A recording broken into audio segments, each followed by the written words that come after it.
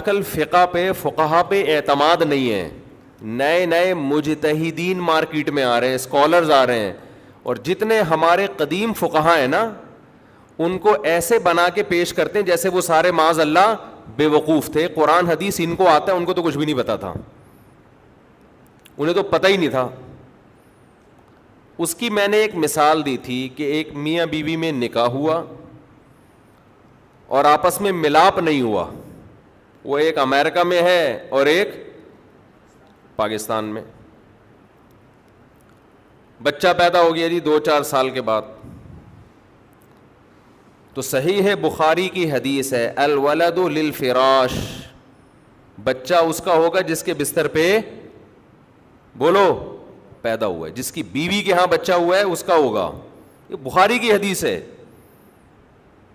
اور جو زانی ہے, جس نے زنا کیا اس عورت کے ساتھ, وہ محروم ہوگا, اس کی طرف بچے کی نسبت نہیں ہوگی.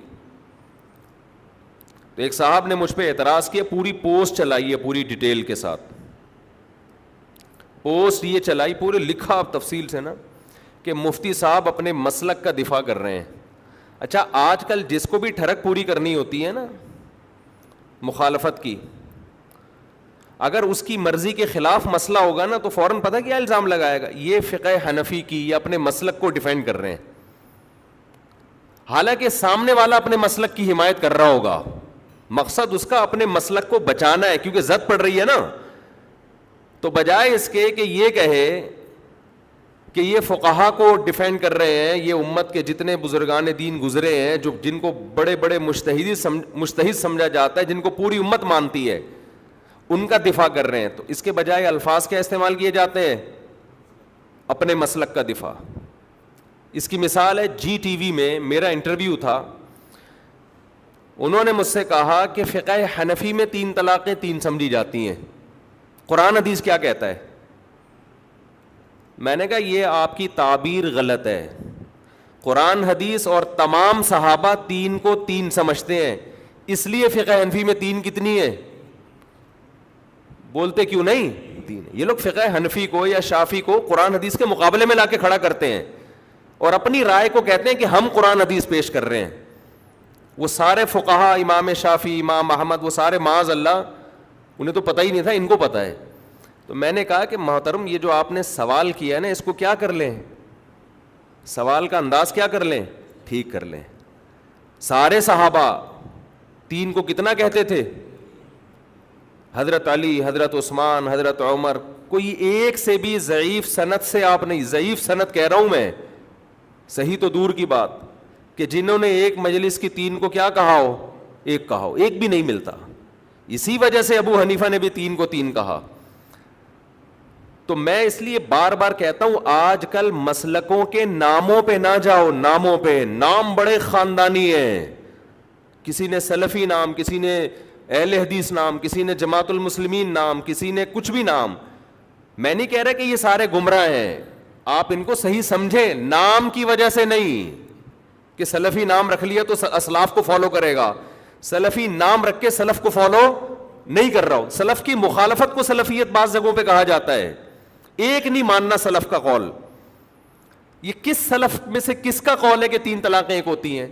لیکن اکثر سلفی کیا کہہ رہے ہوتے ہیں, 3 کتنی ہوتی ہیں, ایک. حالانکہ سلف میں سے یہ کسی کا بھی قول نہیں ہے. کتنے اہل حدیث ایسے ہیں جگہ جگہ حدیث کی مخالفت کر رہے ہیں. جیسے یہ بخاری کی حدیث ہے نا کہ بچہ کس کا ہوگا, جس کے بستر پہ پیدا ہوا.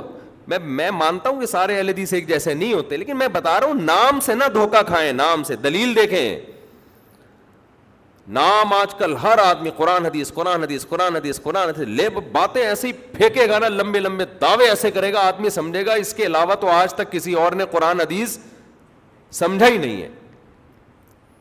کسی پڑھے لکھے کو بٹھائیں گے تو پتہ چلے گا. یہ دیوبندی بریلویوں میں بھی ہے, میں یک طرفہ بات نہیں کر رہا, ان میں بھی بہت سے آپ کو لگے گا کہ جی ہم مانتے ہیں, ہم اسلاف کے پیروکار ہیں, آپ کو بدعتی ملیں گے اس میں. امام ابو حنیفہ کی طرف نسبت کہ ہم ابو حنیفہ کو فالو کرتے ہیں, ہم ابو حنیفہ کو. آپ کہاں فالو کر رہے ہو بھائی؟ یہ آپ کو دیوبندی میں بھی ملے گی یہ چیز, کہاں فالو کر رہے ہو؟ انہوں نے یہ اتنی ساری بدعتیں تو ان کی طرف کیوں منسوب کر رہے ہو آپ؟ ہم جب پہلے اشتہار آتے تھے نا ٹی وی میں بچپن میں, ملتے جلتے ناموں سے دھوکہ نہ کھائیں, فلپس سب سے بہتر ہے. یہ پورا اشتہار میں نے مکمل کر لیا. فلپس سب سے بہتر ہے, ملتے جلتے ناموں سے دھوکہ. بعض جگہ ایسے ہوتا تھا کہ کمپنی 2 نمبر ہوتی تھی, وہ نام وہی ایسا نام رکھتی تھی اس کی پروننسیشن بالکل ویسے ہی ہوتی تھی, اسپیلنگ میں تھوڑا سا کیا ہوتا تھا فرق, تاکہ کیس بھی نہ ہو ہمارے اوپر. لیکن آج تو اسپیلنگ بھی وہی ہے, ٹھیک ہے نا, اسپیلنگ بھی وہی ہے. تو میں نے وہ واقعہ بیان کیا, میں نے کہا حدیث میں صحیح بخاری کی حدیث ہے کہ رسول اللہ صلی اللہ علیہ وسلم نے فرمایا کہ زانی محروم رہے گا, اور بچہ کس کو ملے گا؟ باپ کو. تو کسی نے میرے خلاف کہا, انہوں نے اپنے مسلک کو کے دفاع میں یہ بات کہی ہے اور حدیث کو اس کے اصل سیاق و سباق سے ہٹا کے. پھر بتایا کہ ایک شخص نے زنا کیا تھا, اس نے دعویٰ کیا کہ یہ بچہ میرا ہے, تو نبی نے فرمایا نہیں, یہ کس کا ہے؟ عورت کے شوہر کا. تو وہاں تو شوہر موجود تھا, اور مفتی صاحب بات کر رہے ہیں شوہر مارکیٹ سے کیا ہے؟ شارٹ ہے. شوہر موجود تھا, لیکن نبی نے یہ نہیں دیکھا کہ زانی صحیح کہہ رہا ہے یا کیا کہہ رہا ہے, غلط. آپ نے ایسی کوئی قید نہیں بیان کی ہے, آپ نے فرمایا جو بھی ہے بچہ ہوگا کس کا؟ الولد للفراش. فراش کا مطلب بیوی ہے یہاں پہ, جس کی بیوی کے ہاں بچہ پیدا ہوگا اسی کو ملے گا, زانی کو محرومی. کیا مطلب؟ یہ فرض کر لو کہ یہ اس کا ہے, پھر بھی وہ محروم ہوگا. تو حدیث کو فقہا فالو کر رہے ہیں اور آپ فالو نہیں کر رہے. اور یہ کوئی امام ابو حنیفہ کا یا دیوبندیوں کا مسئلہ نہیں ہے. جس نے مجھے اعتراض لکھ کے بھیجا نا, میں نے سلفیوں کی ویب سائٹ کھولی عربوں کی, اس میں یہ لکھا ہوا کہ 20 سال بھی شوہر اگر بیوی سے دور ہے, غائب ہے, پتہ ہی نہیں بندہ گیا کہاں, بچہ پیدا ہوگا تو کس کا کہلائے گا؟ شوہر کا کہلائے گا. یہ تو عرب علماء کا بھی یہی موقف ہے. آپ جب بھی ہم کوئی مسئلہ بیان کرتے ہیں دیوبندیت کے کھاتے میں ڈال دیتے ہیں کہ یہ دیوبندی اپنے مسلک کا کیا کر رہے ہیں؟ دفاع کر رہے ہیں. جیسے وہ المحنت المفنت کا لکھ دیا نا کہ یہ دیوبندیوں کے مسائل ہے. دیوبندیوں کے نہیں ہیں, وہ عرب کے بھی ہیں, عجم کے بھی ہیں, صدیوں سے چلے آ رہے ہیں. اور آپ دعویٰ یہ کرتے ہو یہ انہوں نے گڑھا ہے, لیکن دعویٰ کر کے مارکیٹ سے شارٹ بھی ہو جاتے ہو آپ. تو پھینکنے پر گورنمنٹ کی طرف سے میرے بھائی کوئی پابندی نہیں ہے. اور ایک حدیث بھی قرآن کی ایک آیت اور بخاری کی یا کسی بھی حدیث کی کوئی ایک حدیث بھی ایسی نہیں ہے جو ان عقائد کے خلاف ہو, کوئی ایک بھی نہیں ہے. ہمارے سامنے لاؤ تو ہم پول پٹیاں کھولیں نا. عوام کے سامنے آپ بے وقوف بناتے رہو ان کو حوالے دے دے کے. کوئی مولوی بے وقوف انشاءاللہ نہیں بنتا, بلکہ وہ آپ کے راز کھولے گا کہ یہ دیکھو کیسا حدیث کا غلط ترجمہ کر رہا ہے, یہ دیکھو ہم یہی تو کرنے کے لیے گئے تھے. مجھے شوق نہیں ہے وہ باتیں ریپیٹ کرنے کا, لیکن محترم کی طرف سے ریپیٹ ہو رہی ہیں, ان کو چین نہیں ہے, دوبارہ سے میری تصویریں لگا لگا کے ویڈیو وائرل کرنا شروع کر دی ہے. وہی باتیں پرانی, وہی سڑے ہوئے مردے دوبارہ نکالنا شروع کر دیے.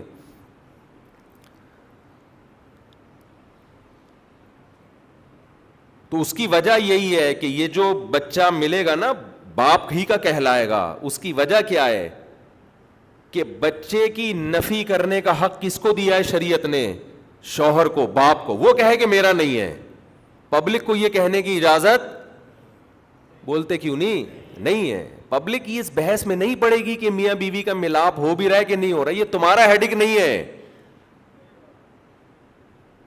اس میں بچے کی حفاظت کی گئی ہے تاکہ وہ باپ سے محروم نہ ہو. اس لیے میں کہتا ہوں فقہا سے دین سیکھو, آج کے اسکالر سے مت سیکھو, فقہا سے سیکھو. بچے کی حفاظت کی گئی ہے اس میں.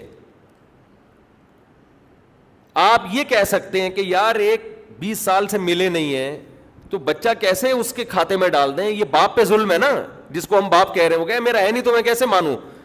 تو شریعت نے اس کو یہ رائٹ دیا ہے کہ وہ انکار کر دے, اس کو یہ حق دیا ہے. یہ کسی اور کو حق, یہ کسی مفتی کو, کسی عالم کو, کسی کو, وہ کہے میرا نہیں ہے.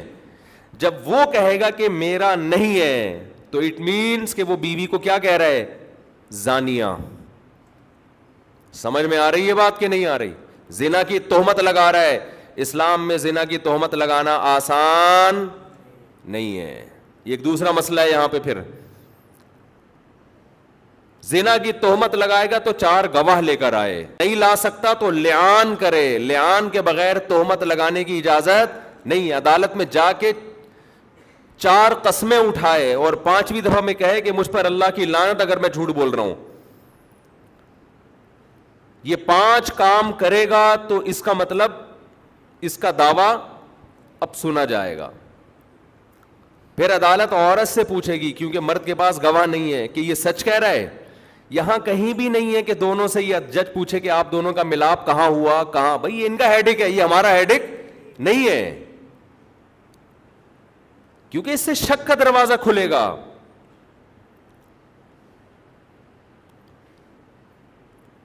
تو پھر اسلام کس سے, جج کس سے پوچھے گا؟ عورت سے. تمہارے شوہر نے یہ الزام لگایا, تم مانتی ہو؟ وہ 4 قسمیں اٹھائے گی کہ میرا شوہر نے یہ الزام لگایا, اس میں یہ جھوٹا ہے. اگر مان لیتی ہے تو رجم کیا جائے گا اس کو, نہیں مانتی تو کیا 4 قسمیں اٹھائے گی. 5ویں دفعہ میں کہے گی مجھ پر اللہ کا غضب اگر میرا شوہر سچا ہے. یہ 5 دفعہ کہے گی تو اس سے عذاب کیا ہو جائے گا؟ قرآن کہہ رہا ہے وَيَدْرَأُ عَنْهَا الْعَذَابَ.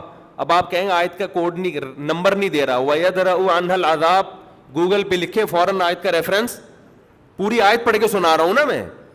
ان تشہد 4 شہادات باللہ انہ لمن الکاذبین.